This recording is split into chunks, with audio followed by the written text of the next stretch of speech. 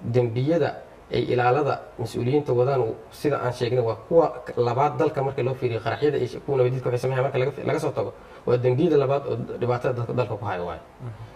taasaan ka dignay waana ka digayna waa ku celinaa dadka ilaalada ah oo mas'uuliyiinta wadaan marka ay marayaan wadooyinka laamiyada ama jidcadayaasha waxaan u sheegaynaa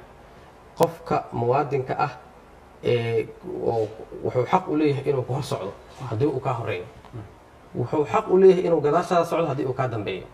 haddii aad dhibaato ku gaarsiiso maxaad ii daba socotaa ama maxaad ii hor socotaa haddaad dhibaato ku gaarsiiso ciqaabta ka dhalata dhibaatada aad geysato waxaa qaadaya cidda dhibaatada geysata qaadayso warkaas inuu cad yahan u malaynaa waan ku celinaynaa arrintaasi waxay ka mid tahay wacyigelinta dembiyadu garsoorka ciidamadu wuxuu leeyahay ka hortagga dembiyadu oo ah in qofka dembiga uu galaayo wax ka dhalanayo loo sheega marka hore si hadhowda marka uu galo loogu qaado arrintaasi waan ku celinaynaa